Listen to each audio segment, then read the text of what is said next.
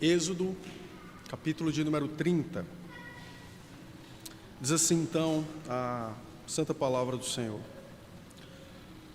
Farás também um altar para queimares nele o incenso, de madeira de acácia o farás. Terás um côvado de comprimento e um côvado de largura, será quadrado, e 2 de altura. Os chifres formarão uma só peça com ele. De ouro puro o cobrirás, a parte superior, as paredes ao redor e os chifres. E lhe farás uma bordadura de ouro ao redor. Também lhe farás 2 argolas de ouro debaixo da bordadura, de ambos os lados. As farás. Nelas se meterão os varais para se levar ao altar. De madeira de acácia farás os varais e os cobrirás de ouro. Porás o altar defronte do véu, que está diante da arca do testemunho, diante do propiciatório, que está sobre o testemunho, onde me avistarei contigo. Arão queimará sobre ele o incenso aromático. Cada manhã, quando preparar as lâmpadas, o queimará. Quando ao crepúsculo da tarde acender as lâmpadas, o queimará. Será incenso contínuo perante o Senhor pelas vossas gerações. Não oferecereis sobre ele incenso estranho, nem holocausto, nem ofertas de manjares, nem tampouco derramareis libações sobre ele. Uma vez no ano, Arão fará expiação sobre os chifres do altar com o sangue da oferta pelo pecado. Uma vez no ano, fará expiação sobre ele pelas vossas gerações. Santíssimo é ao Senhor. Disse mais o Senhor Deus a Moisés: Quando fizeres recenseamento dos filhos de Israel, cada um deles dará ao Senhor o resgate por si próprio. Quando ao contares, para que não haja entre eles praga nenhuma quando os arrolares. Todo aquele que passar ao arrolamento dará isto: metade de um ciclo, segundo o ciclo do santuário. Este ciclo é de 20 geras. A metade de um ciclo é a oferta ao Senhor. Qualquer que entrar no arrolamento de 20 anos para cima dará a oferta ao Senhor. O rico não dará mais de meio ciclo, nem o pobre menos, quando derem a oferta ao Senhor, para fazeres expiação pelas vossas almas. Tomarás o dinheiro das expiações dos filhos de Israel e o darás ao serviço da tenda da congregação, e será para memória aos filhos de Israel diante do Senhor, para fazeres expiação pelas vossas almas. Disse mais o Senhor a Moisés: Farás também uma bacia de bronze, com o seu suporte de bronze para lavar. Pô-las-á entre a tenda da congregação e o altar, e deitarás água nela. Nela, Arão e seus filhos lavarão as mãos e os pés. Quando entrarem na tenda da congregação, lavar-se-ão com água, para que não morram. Ou quando se chegarem ao altar para ministrar, para acender a oferta queimada ao Senhor. Lavarão, pois, as mãos e os pés, para que não morram, e isto lhes farás por estatuto perpétuo, a ele e a sua posteridade, através de suas gerações.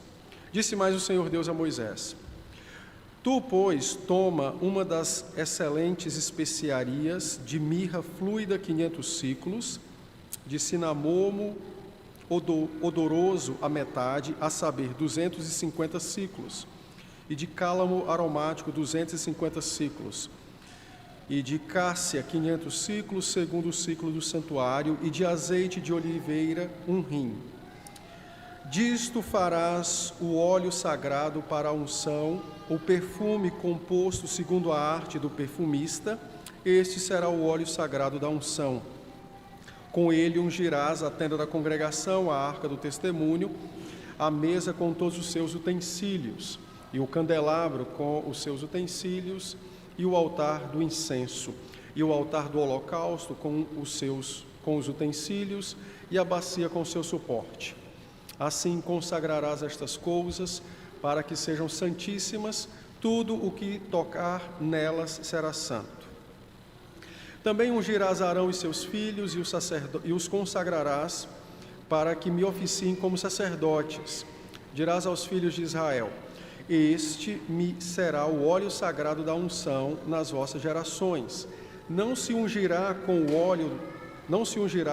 ele o corpo do homem, que não seja sacerdote, nem fareis outro semelhante da mesma composição. É santo e será santo para vós outros.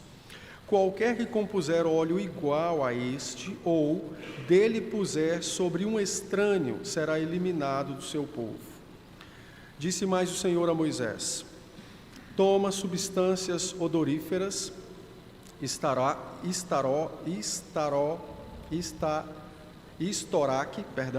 ônica, gálbano, estes aromatas com incenso puro, cada um de igual peso. E disto farás incenso, perfume segundo a arte do perfumista, temperado com sal, puro e santo. Uma parte dele reduzirás a pó, e o porás diante do testemunho na tenda da congregação, onde me avistarei contigo, será para vós outros santíssimo. Porém o incenso que fareis, segundo a composição deste, não o fareis para vós mesmos, santo será para o Senhor. Quem fizer tal como este para cheirar, será eliminado do meio do seu povo. Amém, pela palavra do Senhor. Vamos orar.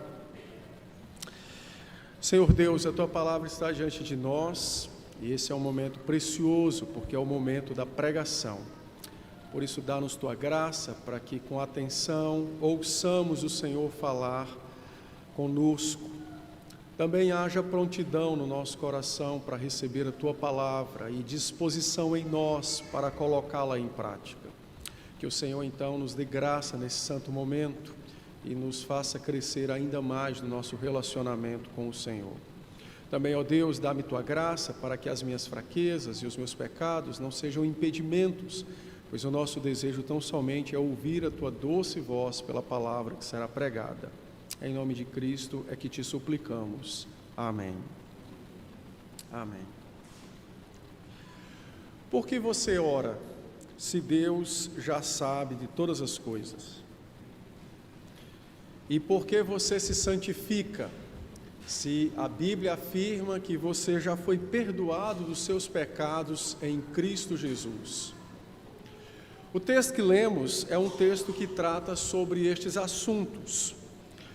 O capítulo 30 do livro do Êxodo, ele é de fato o último capítulo que retrata sobre a descrição da construção do tabernáculo e dos seus utensílios. A partir de agora, os outros capítulos vão repetir aquilo que já foi dito anteriormente, com mais detalhes e apontando então pessoas que farão obras específicas.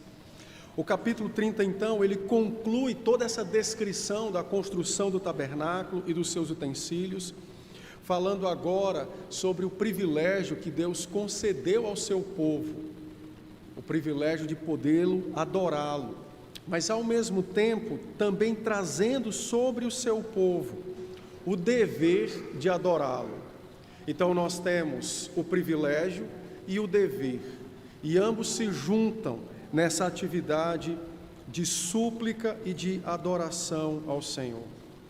O texto que lemos, ele apresenta então, de forma geral, três coisas. Em primeiro lugar, ele fala do altar do incenso. Em segundo lugar, a lei do resgate, que está unida com a lei do recenseamento. Depois, ele fala da lei ou da bacia para se lavar. A partir do verso 22, nós temos então a descrição da composição do óleo da unção e a composição do incenso aromático que deveria ser queimado sobre o altar do incenso no culto. Mas o foco do texto é descrever o privilégio e o dever que a igreja tem de adorar o Senhor. Dito isso, então, eu vou proceder como temos feito. Eu vou explicar o assunto, depois eu vou dizer o que significava para eles, o que significa para nós, e farei, então, as aplicações pertinentes para a nossa vida. O altar do incenso, ele é o último dos elementos descritos acerca da mobília do templo. É tanto que os liberais, quando estudam esse texto, eles inclusive acusam, não é, o texto de que houve uma adulteração, ou seja, Deus esqueceu, ou Moisés esqueceu de retratar esse altar, lá no capítulo 25 e 26, e então aqui é como se ele estivesse fazendo um resgate daquilo que não fora anunciado anteriormente, já que o altar do incenso, da mobília que está dentro do tabernáculo, ele é o último a ser mencionado. Então, para os liberais, isso é um erro grave, e que jamais seria esquecido ou deixaria para último lugar, implicando então numa falha de registro. É lógico que isso é um argumento completamente pecaminoso e falho, já que eles procuram desacreditar a Escritura como palavra inerrante de Deus. Mas o certo é que o altar do incenso foi a última mobília, o último elemento da mobília a ser descrito pelo Senhor Deus. Ele era quadrado, mais ou menos 45 centímetros, era seu comprimento, e de 90 de altura. Ele tinha nas suas 4 pontas uma espécie de chifres, coberto de ouro por dentro e por fora. Havia então uma bordadura ao seu redor, as argolas como de costume, para que ele fosse transportado quando o templo fosse desarmado. Esse altar, ele é colocado numa posição extremamente significativa. Os irmãos devem lembrar, e nós já estudamos os capítulos anteriores, o altar ficou no meio do tabernáculo. Ele ficou à frente da mesa dos pães da proposição e do candelabro, bem no meio do santo lugar, muito próximo do véu que separava o santíssimo lugar do santo lugar. Ele ficou de frente com a arca da aliança, ou a arca do testemunho. Ele olhava para o propiciatório, e o próprio Deus então disse que viria ali a Arão para se encontrar com ele, quando ele estivesse queimando incenso aromático sobre esse altar. O altar então ficava de frente com o trono de Deus, simbolizado pela arca da aliança. E a Escritura dá um grande significado a esse altar. Em 1 Reis, capítulo 6, verso 22, Salomão dá um lugar de importância ao altar. Quando ele constrói o templo, há um registro específico sobre esse altar, aonde deveria ficar. Não poderia ficar distante do véu. Então há toda uma descrição acerca desse altar. Em Hebreus capítulo 9, os versos 3 e 4, há uma relação dele com a obra intercessória de Cristo. E eu vou explicar isso mais adiante.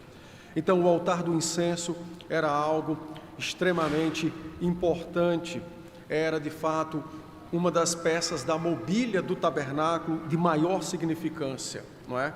Não a única que tinha maior significância, que era a Arca da Aliança, mas vocês vão entender, ela tem uma grande importância. Tinha uma grande importância. Nesse altar deveria ser queimado um incenso aromático, tanto pela manhã quanto pelo entardecer.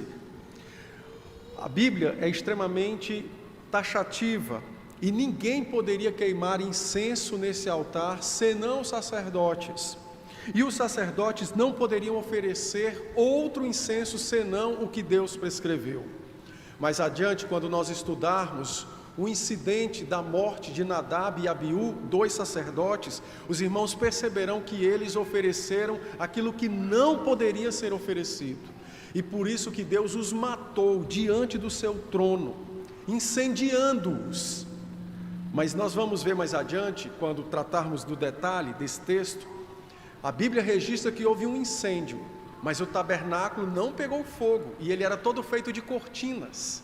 E os sacerdotes também não pegaram fogo, ainda que estivessem completamente vestidos de túnicas de linho, um produto que pega fogo facilmente. Mas houve um incêndio, ao que diz a Escritura, porque eles ofereceram o que não podia. Mas quando chegarmos lá, eu tratarei dos detalhes desse texto. O sacerdote, então, tanto pela manhã quanto à noite, deveria queimar incenso aromático. Essa era a sua rotina: acender as lâmpadas no entardecer, apagá-las ao amanhecer, queimar o incenso aromático, o incenso sagrado, diante do Senhor Deus, dia após dia, representando o povo diante do trono do Senhor. O que significou então o altar do incenso e o incenso queimado sobre esse altar? Nós já vimos que tudo no tabernáculo apontava para Cristo e para a sua obra mediadora ou redentora, salvadora. E não é diferente com esse altar. Ele também aponta para Cristo. Contudo, é necessário que eu diga aos irmãos que há alguns intérpretes que olham para o altar do incenso e atribuem a ele significados como, que são coisas boas, mas que não é o real. Significados como, era a presença de Deus agora no santo lugar, porque o trono estava no santo dos santos. Então agora, quando o incenso era queimado, fazia uma nuvem, cheirosa ali naquele ambiente. Então isso apontava para a presença de Deus no santo lugar com os homens. Isso é bonito de se ouvir, mas não é a verdade do texto. Outros acreditam que Deus estava purificando o ar, porque o tabernáculo era completamente fechado, não tinha essa entrada de ar para mudar o ar do tabernáculo, ele era completamente fechado, com uma única entrada, não havia saídas, apenas a mesma que se entra era a mesma que saía. Então o Senhor estava querendo melhorar o ambiente. Parece até ser uma coisa boa, mas isso não é verdade. Outros acreditam que Deus estava refrescando o ar por conta do cheiro forte do sangue das expiações. Havia sangue em todo o tabernáculo, por todo lugar tinha sangue. Então o Senhor estava melhorando o ar, dando um odor diferente daquilo que seria respirado ali, se não houvesse esse incenso queimado. Parece ser coisas boas, mas não é a verdade, porque nada disso se aplica a Cristo. A melhor interpretação é aquela que a própria Bíblia atribui ao altar. E a Bíblia diz que o altar do incenso, na verdade, é o altar das orações. Continuamente, dia após dia, manhã após manhã, entardecer após entardecer, o sacerdote, imitando Cristo, diante do trono de Deus, apresentava súplicas, que eram simbolizadas pelo incenso queimado. Dia após dia, ele levava aquele punhado de coisas doces e cheirosas, que contrastava, sim, com o cheiro do sangue que apontava a morte do pecador. E aquilo era recebido por Deus, porque eram as orações dos santos, os crentes que clamavam na pessoa do sacerdote, tanto pela manhã quanto pelo entardecer. É por esta razão que esse altar é o único que tem uma localização extremamente detalhada e privilegiadíssima no tabernáculo, de frente com a arca da aliança, de frente com o propiciatório que simbolizava o trono de Deus, do lado de cá do véu, mas em acesso ao próprio Deus. E então, apelando às misericórdias do Senhor, pela manhã e pelo entardecer, aquele aroma agradável era oferecido ao Senhor, na figura do incenso sendo queimado. Portanto, o incenso aqui são as orações dos crentes. Eles estariam continuamente em oração diante do Senhor, na pessoa do sacerdote. O livro de Levíticos nos dá uma informação extremamente importante sobre esse altar. No capítulo 16, no verso de número 18, o Senhor Deus disse assim: então sairá ao altar que está perante o Senhor e fará expiação por ele, tomará do sangue do novilho e do sangue do bode e o porá sobre os chifres do altar ao seu redor. No dia da purificação, conforme vimos também em Êxodo 30, verso de número 10, uma vez ao ano, no dia dessa purificação,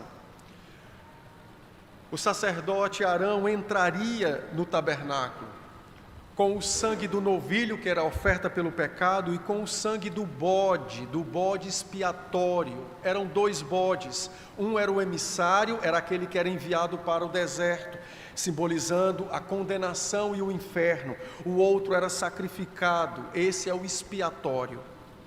E tanto do bode como desse touro, desse novilho, o sangue entrava no Santo dos Santos. Ele era aspergido sobre a arca da aliança, sobre o propiciatório.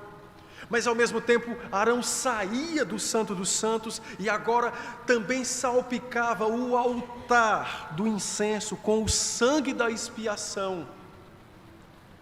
Com o sangue da expiação. Isso era um sinal de que as orações são ouvidas pelo Senhor quando são manchadas pelo sangue da expiação, pelo sangue do Cordeiro. São tornadas santíssimas, como o próprio altar era tornado santo, quando o sangue era respingado, era aspergido sobre ele. No livro dos Salmos, no capítulo 141, nos versos 1 e 2, Davi, olhando para o altar do incenso, ele trata sobre a oração, e olhe como ele diz sobre a oração, fazendo essa relação com o altar do incenso. No Salmo 141, versos 1 e 2, a Escritura diz assim: Senhor, a ti clamo, dá-te pressa em me acudir, inclina os ouvidos à minha voz quando te invoco, suba à tua presença a minha oração como incenso, e seja o erguer das minhas mãos como oferenda vespertina, matutina. Quando o sacerdote entrava no templo, no santo lugar, e oferecia ao Senhor aquele punhado de incenso, eram as orações dos crentes, adocicadas e cheirosas, que subiam à presença do Senhor, à presença do nosso Deus. Lucas também nos registra um evento que está ligado com o altar do incenso, e tudo isso ratifica a interpretação de que este era o altar das orações, como eu disse anteriormente. Nos versos de 8 a 11, Lucas nos diz que Zacarias, que era o pai de João Batista, ele então chegou o momento, no seu turno, de oferecer ao Senhor o incenso aromático. E diz a Escritura então, verso de número 9, segundo o costume sacerdotal, entrar no santuário do Senhor para queimar o incenso, e durante esse tempo, toda a multidão do povo permanecia da parte de fora, orando, e eis que lhe apareceu um anjo do Senhor em pé à direita do altar do incenso, e vendo Zacarias turbou-se e apoderou-se dele o temor.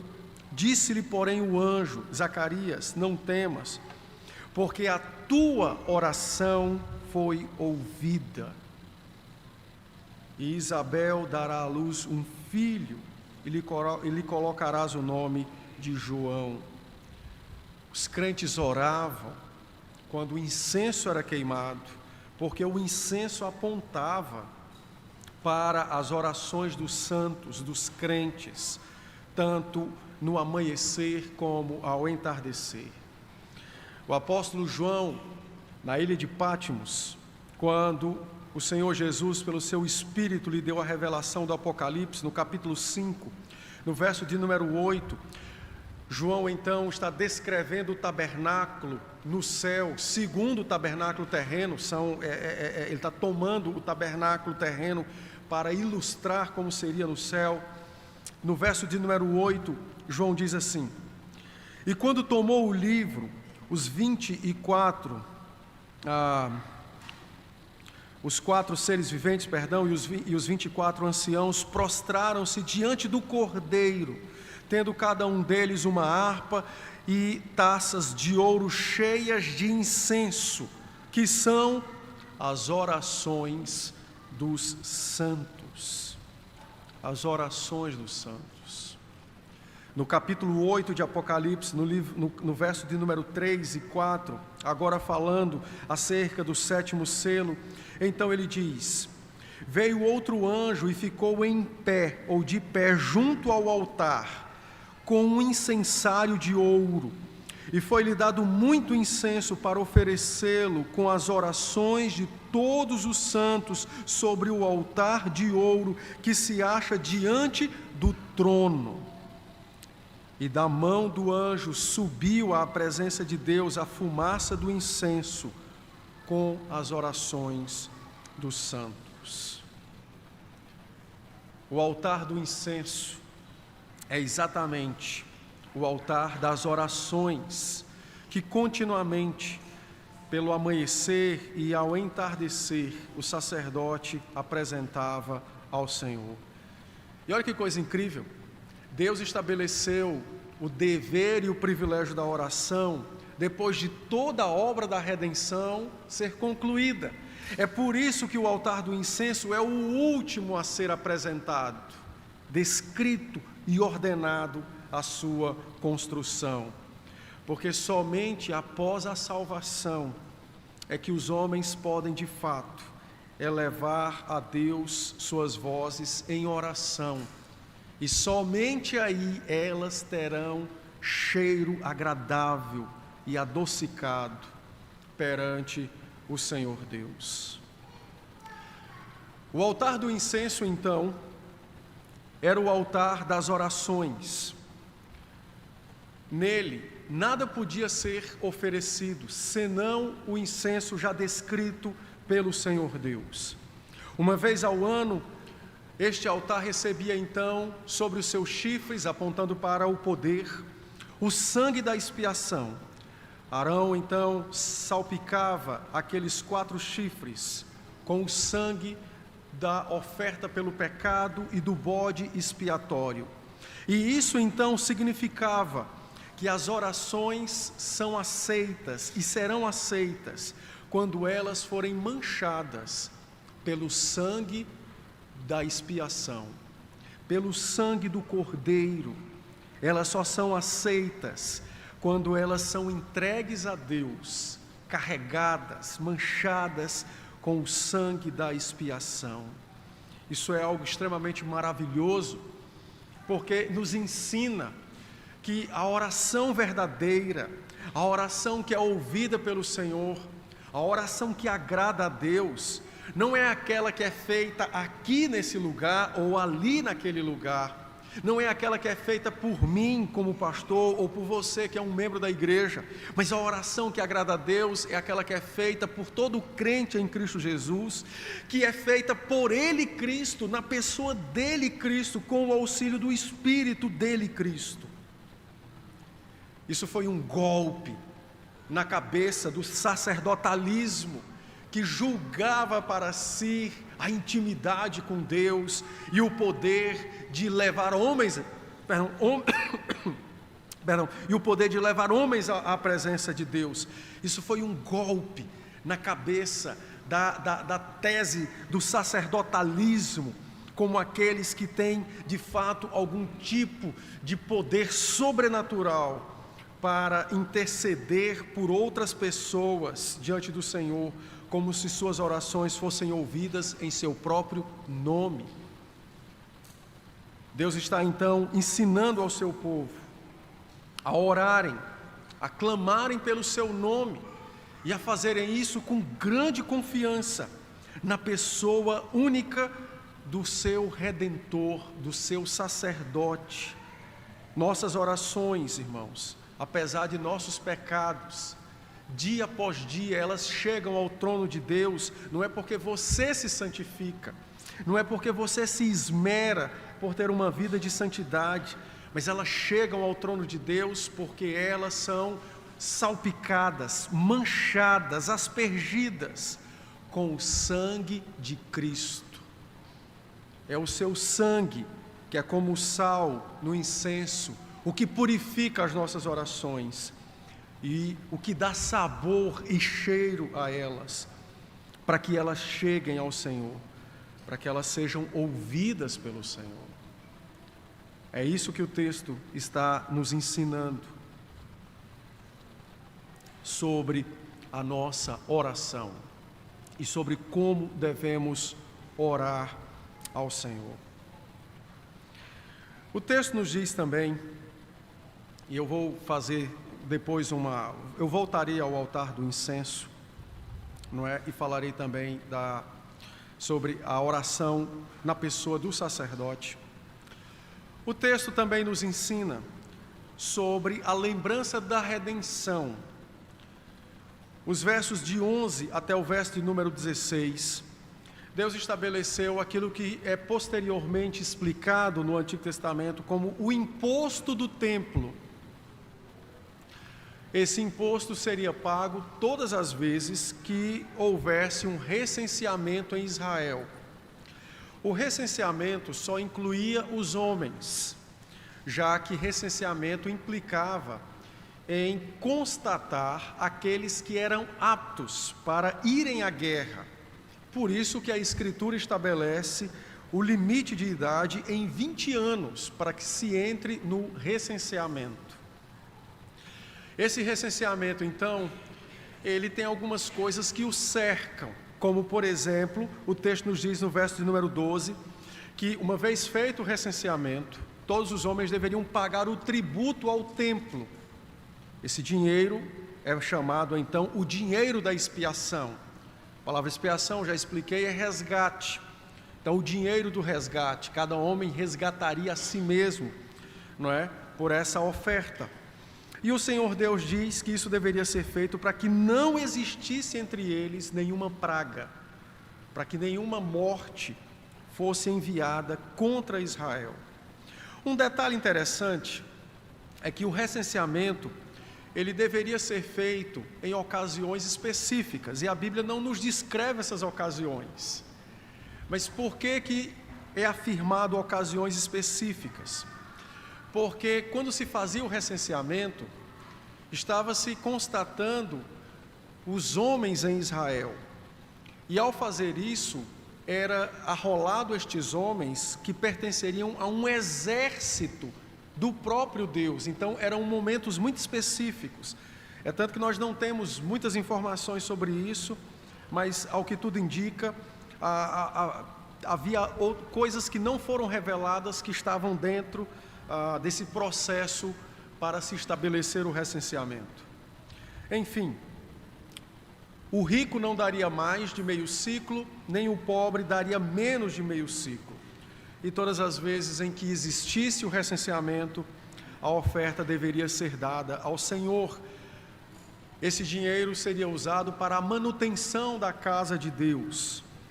E como o próprio Neemias esclarece, pós-exílio, porque o povo deixou de pagar esse tributo, a casa de Deus fora desamparada. Então havia uma relação do dinheiro com a manutenção da casa, e tudo isso implicava no Senhor como sendo o resgatador e o dono daqueles que eram resgatados. Um bom texto que nos explica um pouco mais sobre o recenseamento é o texto em que Davi faz o recenseamento, contrariando inclusive Joabe, o comandante do seu exército. E a Bíblia nos diz que Davi estabeleceu o recenseamento e Deus puniu Israel com pragas. O objetivo então daquele texto é mostrar que o rei Davi olhou para o povo que seria recenseado como sendo integrantes do seu exército e não do exército do Senhor. Por isso que na oferta que Deus lhe faz, Deus lhe diz: você escolhe uma destas coisas: praga sobre o povo, ou que você caia na mão dos seus inimigos, porque ele era o responsável por aquilo. Ele apela para as pragas porque confiava na misericórdia, e depois nós veremos, quando chegarmos em 1 Samuel, que a praga é cessada exatamente no lugar que Deus estaria indicando que deveria ser construído o templo futuramente. Então há toda uma ligação sobre Deus sendo o Senhor do exército, o que reclama para si o direito de recensear e o que deve receber então o dinheiro, a oferta da expiação. Em suma, isso significava um lembrete contínuo de salvação, de redenção. Em terceiro lugar, o texto também fala sobre a bacia de bronze. Nós não temos descrições sobre as medidas da bacia, a não ser o material que ela deveria ser construída, que era de bronze, e o seu altar ou a sua base também deveria ser de bronze. Essa bacia deveria ficar entre a porta do templo e o altar do sacrifício, ou o altar de bronze também, o altar do holocausto.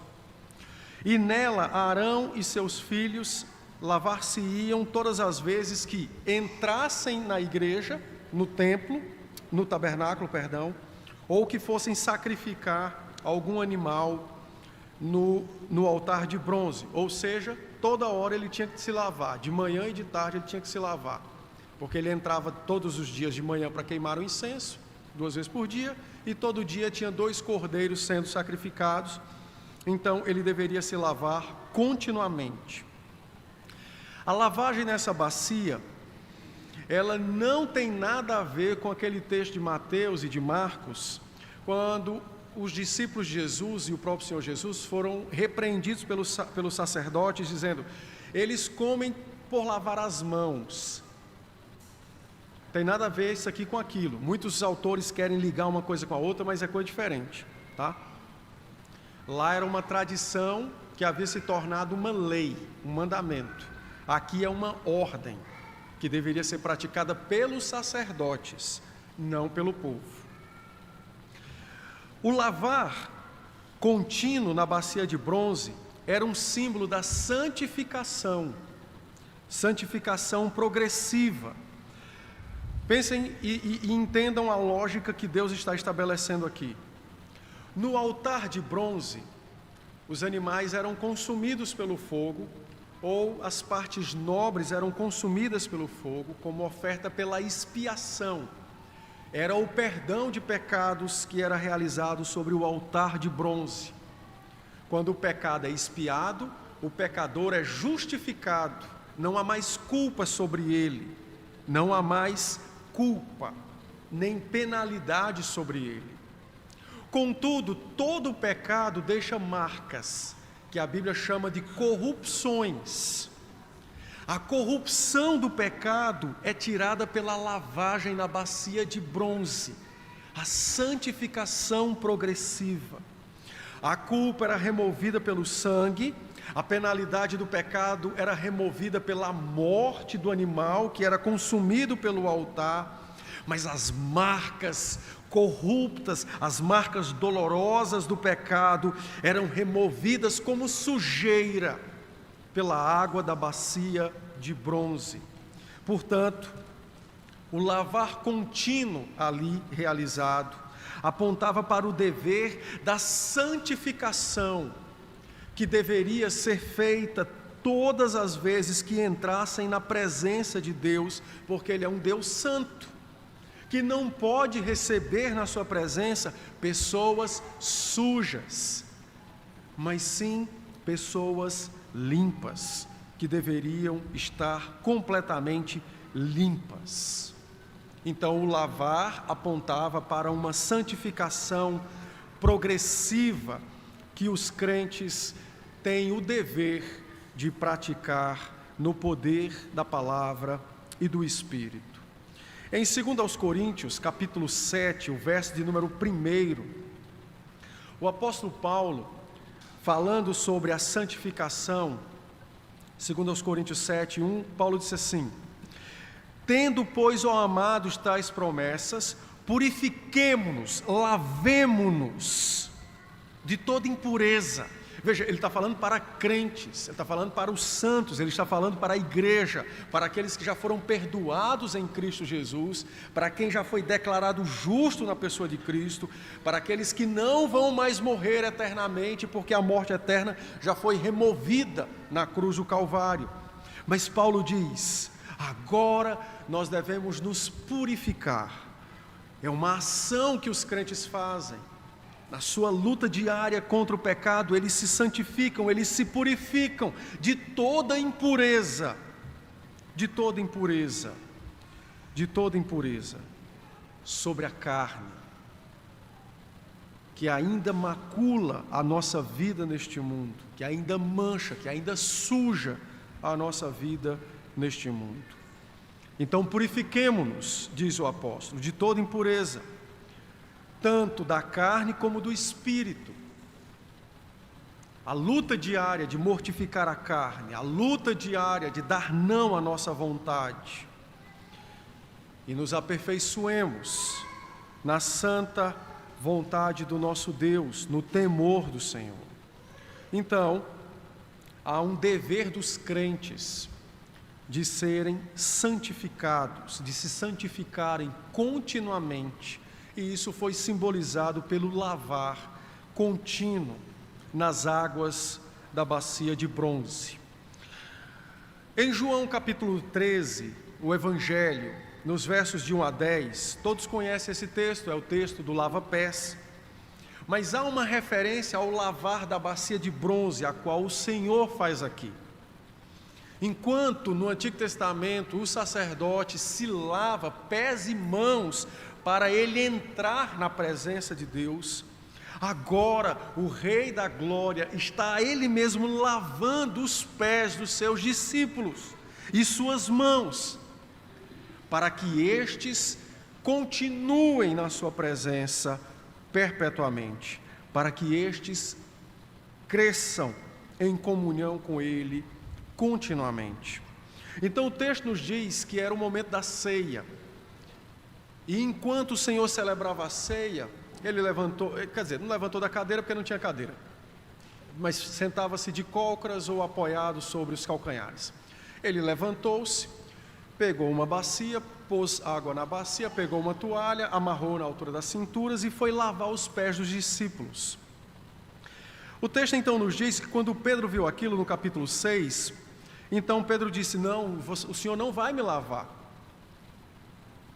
porque o Senhor é o Senhor, eu sou o servo, o Senhor não vai me lavar. Então, o Senhor não pode me lavar, foi o que Pedro disse, né? Nunca me lavarás, verso 8, os pés. Então Pedro julgava que estava honrando o Senhor. Então Jesus lhe disse: se eu não te lavar, você não tem nada comigo. Ou seja, se eu não te santificar, você não pode estar onde eu estou. Entendem por que Deus disse em Êxodo 30, se você não lavar os seus pés e as suas mãos, eu vou te matar, porque você não pode entrar onde eu estou.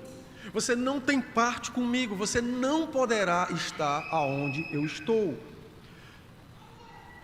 Então você precisa se lavar pés e mãos todos os dias.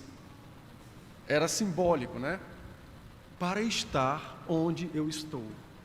Então Cristo diz as mesmas palavras que o Pai, mas de outra forma. Ele disse a Pedro: se eu não te lavar, você não pode estar onde eu estou, você não tem parte comigo. Se eu não te lavar, você não tem o céu. Mas ele era um crente? Ele era um crente. Mas o pecado já tinha sido perdoado, Não havia mais punição do pecado. Mas não pode haver relacionamento entre o Deus Santo e um homem sujo. Então Jesus disse: eu tenho que te lavar, para que você tenha parte comigo e esteja aonde eu estou. Que coisa incrível, não é? Ele está fazendo o papel do sacerdote, só que ele não precisa lavar mãos e pés, porque ele é santo. Por isso ele mesmo, com as águas da bacia, é quem remove a sujeira agora dos seus discípulos. Jesus então distinguiu aqui dois tipos de pureza ou de santificação, né? Na teologia nós também distinguimos, há uma santificação ativa e passiva. A passiva é aquela que Cristo faz e aplica a nós.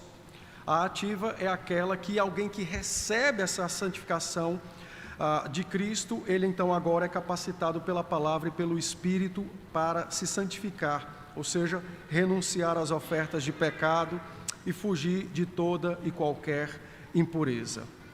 Então, isso ocorre pós lavagem, né, das nossas almas pela pessoa bendita do Senhor Jesus Cristo. O que tudo isso significa para nós? Como tudo isso é vivenciado por nós hoje, já que nós não temos bacia de bronze, nem altar do incenso para queimar incenso agradável ao Senhor. Então, eu quero fazer 3 aplicações, olhando os 2 pontos principais no texto, que é a oração e a santificação. Em primeiro lugar, toda oração só é válida quando se ora através do sacerdote. Então, se alguém chegar para você, ou se você mesmo se perguntar: pastor, Deus ouve uma oração, por exemplo, de um judeu que crê em Deus, não é? E tal, ou sei lá, qualquer outra pessoa que diga que crê, Deus ouve, Deus escuta essa oração, a resposta é sim. Deus ouve. Como? Ele não é surdo, é por isso que ele ouve. Não tem outra resposta, é essa mesma. Ele ouve porque ele tem ouvidos. Ele ouve porque ele é onisciente. Ele ouve no sentido de tomar ciência, de saber. Mais nada. Qual é a oração que Deus ouve no sentido real, relacional, de fato tratar como algo agradável para si e de responder? É a oração que é feita por meio do sacerdote, Cristo Jesus. Essa oração ela é ouvida pelo Senhor, porque essa oração é feita por uma pessoa que já foi separada do seu pecado, justificada, reconciliada com Deus. E o sangue do Cordeiro mancha a oração desta pessoa. A oração verdadeiramente poderosa não é aquela que é feita pelo bispo, pelo pastor, nem pela avó dele. É aquela que é feita por todo crente na pessoa única de Cristo. E somente por meio dele. Só há um Senhor sobre nós, e esse Senhor é Cristo. É verdade que a Bíblia responsabiliza os pastores por orarem por suas ovelhas, é verdade, porque eles devem agir como pais. E assim como nós pais que oramos pelos nossos filhos, assim os ministros devem fazer também. Mas Deus não ouve nossas orações porque somos pais ou ministros, mas porque somos ovelhas de Cristo, a quem Cristo atribuiu responsabilidades. As orações são ouvidas por causa de Cristo e somente por causa dele. O autor aos Hebreus, no capítulo 10, tratando sobre isso, nos versos 19 e 20, ele então diz assim: tendo, pois, irmãos, intrepidez para entrar no Santo dos Santos, pelo sangue de Jesus, pelo novo e vivo caminho que ele nos consagrou pelo véu, isto é, pela sua carne. Nós temos agora livre acesso ao Santo dos Santos, ao glorioso trono de Deus, na pessoa de Cristo, pelo seu sangue. Então não é mais o irmão que passa 10 dias jejuando que Deus vai ouvir a oração dele.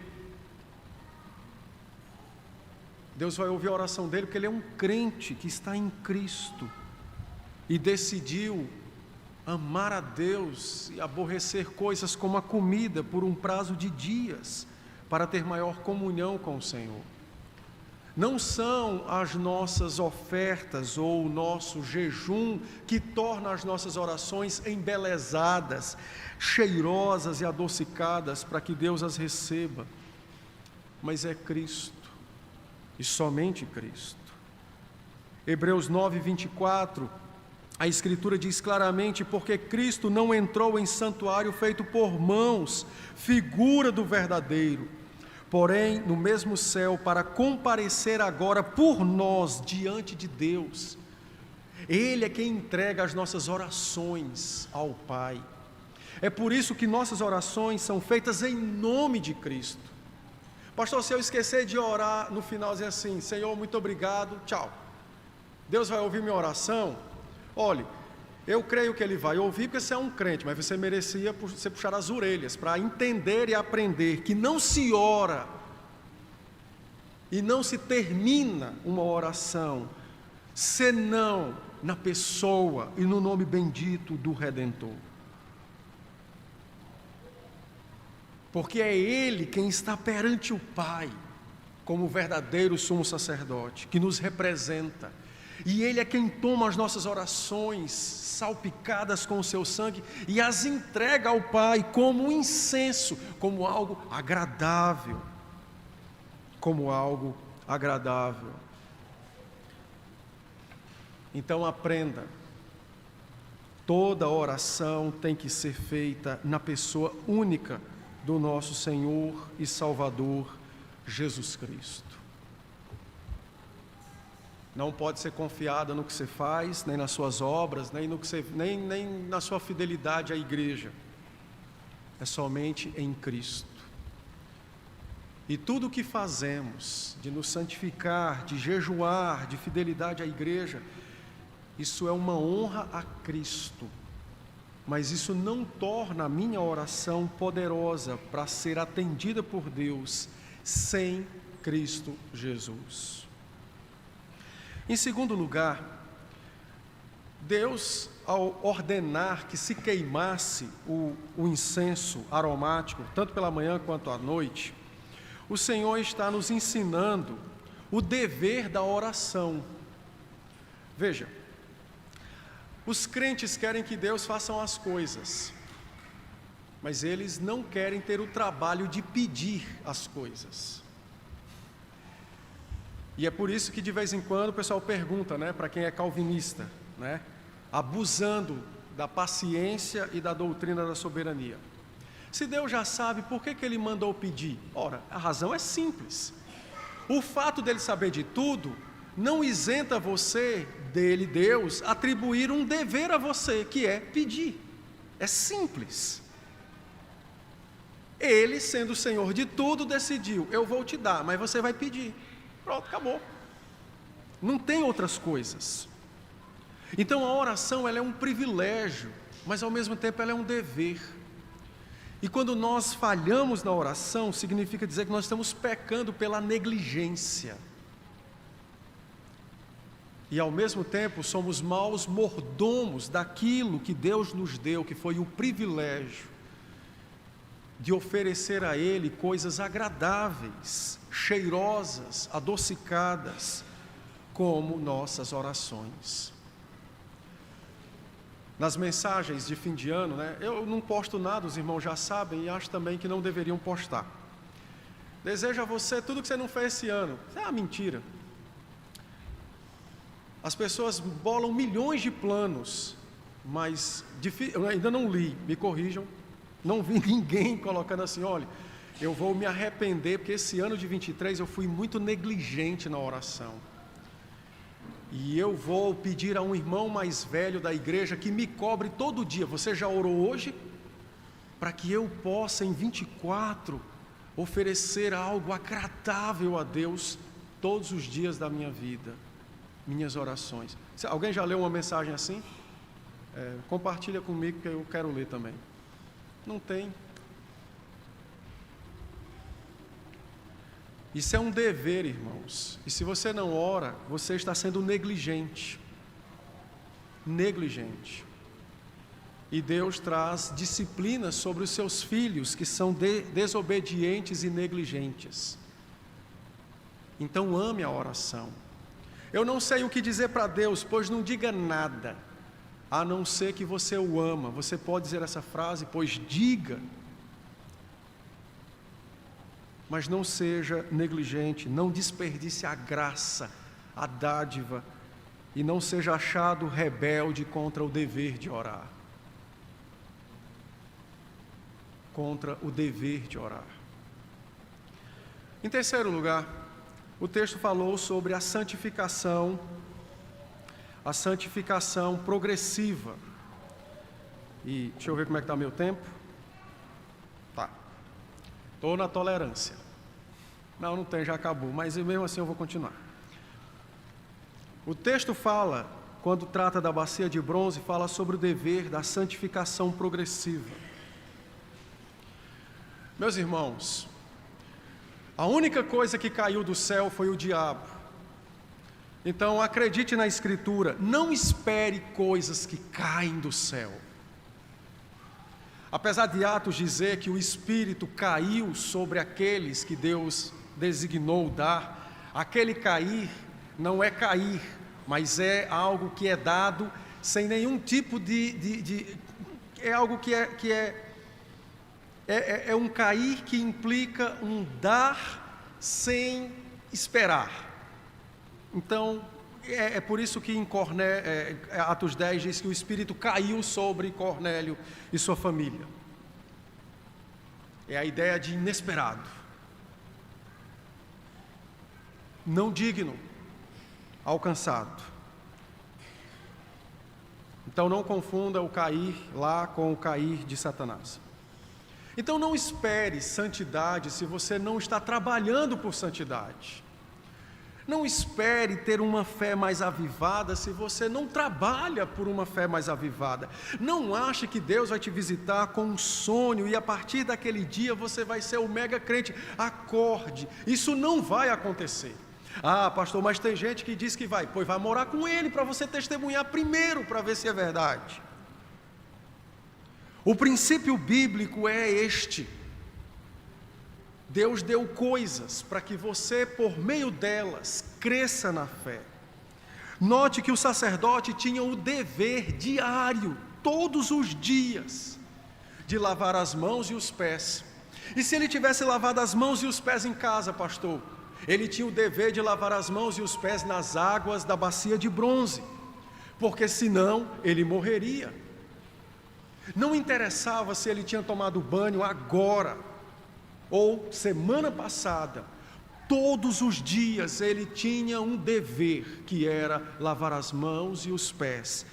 E ao olhar as mãos limpas ou molhadas por aquela água, ele era lembrado pelo Espírito de Deus da sua pureza, da sua santidade. O que você quer fazer em 2024? Eu quero viajar para Londres. Não vá. Você tem que querer mortificar o seu pecado. Eu quero um carro novo. Não queira. Você precisa entender que você tem um dever, e esse dever é de se santificar. Dia após dia, manhã após manhã, noite após noite, os crentes continuam se lavando, se purificando, mas não é mais nas águas de uma bacia de bronze, mas é agora na operação que o Espírito produz no coração deles pela palavra. É por isso que em Efésios capítulo 5, verso 26, Paulo diz que o Espírito está nos lavando, nos santificando, nos purificando, mas Ele não faz isso sozinho, no sentido de que você pode ficar deitado em berço esplêndido, que Ele vai trabalhar por você. Não é assim que funciona. O que a Escritura ensina é que o Espírito, pelo seu poder, através da palavra, Ele empodera a alma dos crentes, para que elas sejam resistentes ao pecado, para que elas abandonem pecados praticados, para que hábitos pecaminosos sejam rompidos e hábitos bíblicos sejam adquiridos. O Espírito confere poder aos crentes para deixarem de ser quem eles são, pecadores, para se tornarem imitadores de Cristo. Isso é santificação diária, dia e noite, noite e dia.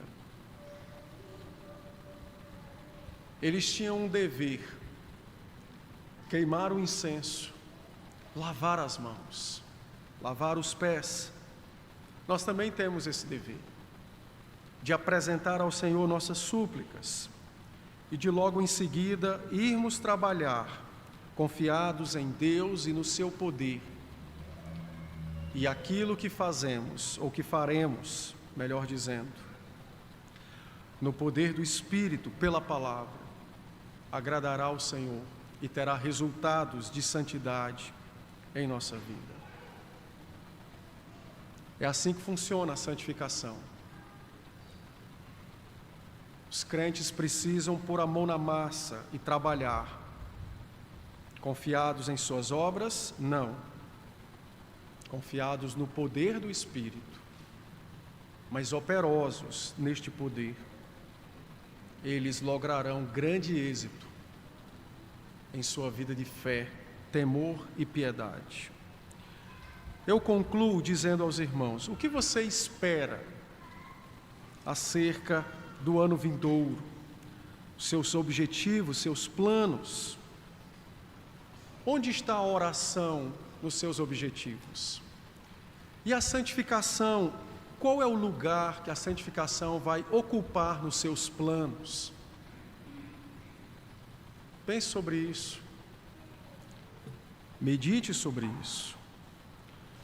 Porque o que o Senhor espera de nós, em 24, em 25, em 30, qualquer ano que seja, até você morrer, é que você seja achado fiel no cumprimento dos seus deveres para com Ele. E aqui nós temos dois: a oração e a santificação. Seja Deus gracioso e nos abençoe aplicando a sua palavra às nossas almas.